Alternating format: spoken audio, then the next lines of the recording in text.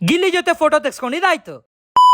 ಇವತ್ತು ಬೆಳಿಗ್ಗೆನೆ ರೆಡಿಯಾಗಿ ಬೇಗ ಬಂದಿತ್ತು ಡ್ಯಾನ್ಸ್ ಕ್ಲಾಸ್ ಕಡೆಗೆ. ಅಲ್ಲಿ ಇವತ್ತು ಪ್ರೋಗ್ರಾಮಿಗೋಸ್ಕರ ಪ್ರಾಕ್ಟೀಸ್ ನ ಸ್ಟಾರ್ಟ್ ಮಾಡ್ಕೊಂಡಿದ್ದಾಯ್ತು.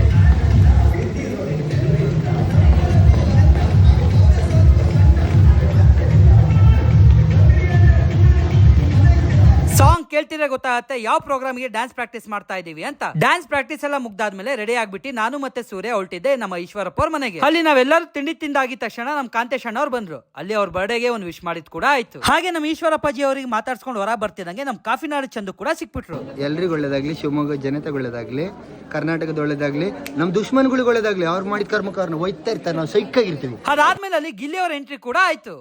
ಅವರಲ್ಲಿ ಅವ್ರ ಫ್ಯಾನ್ಸ್ ಅನ್ನೆಲ್ಲ ದಾಟ್ಕೊಂಡು ಬರೋಷ್ಟರಲ್ಲಿ ಫುಲ್ ಸುಸ್ತಾಗಿ ಹೋಗ್ಬಿಟ್ಟಿದ್ರು ಕಣ್ರಿ. ಸೊ ಹಾಗಾಗಿ ನಾನು ಕೂಡ ಅವರಿಗೆ ಡಿಸ್ಟರ್ಬ್ ಮಾಡ್ದಲ್ಲೇ ಡೈರೆಕ್ಟ್ ಆಗಿ ಬಂದಿದ್ದು ಪ್ರೋಗ್ರಾಮ್ ಕಡೆಗೆ. ಅಲ್ಲಿ ನಮ್ ಕಾಂತೇಶ್ ಅಣ್ಣ ಅವರ ಬರ್ತ್ಡೇ ಪ್ರಯುಕ್ತ ಅವ್ರ ಮಾತನ್ನ ಸ್ಟಾರ್ಟ್ ಮಾಡ್ಕೊಂಡಿದ್ರು. ಹಾಗೆ ನೋಡ್ತಿದ್ದಂಗೆ ಗಿಲ್ಲಿ ಅವ್ರು ಕೂಡ ಅಲ್ಲಿಗೆ ಬಂದ್ಬಿಟ್ರು. ಅಲ್ಲಿ ಅವ್ರ ಜೊತೆ ಫೋಟೋ ತೆಸ್ಕೊಳ್ಳೋದಲ್ದಲ್ಲೇನೆ ಅವ್ರು ಕರ್ಕೊಂಡು ಡ್ಯಾನ್ಸ್ ಕೂಡ ಮಾಡಿಸ್ಬಿಟ್ಟೆ. ಆ ಒಂದು ಎಂಟ್ರಿ ಎಕ್ಸಿಟ್ ಯಾವ ರೀತಿ ಇತ್ತು ಅಂತ ಈ ವಿಡಿಯೋದಲ್ಲಿ ನೋಡ್ಕೊಂಡ್ ಬಂದ್ವಿ.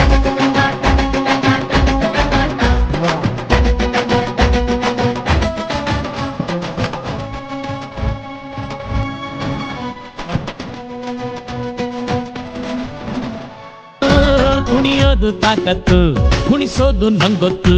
ನಮ್ ತಾಳದ ಪಕ್ಕ ಕುಣಿಯೋರಿದ್ರೆ ನಮ್ದೇ ಲತ್ತು. ನಮ್ ಐಡಿಯಾ ಸಂಪತ್ತು, ನಮ್ ಗಾದೆ ಸಂಪತ್ತು.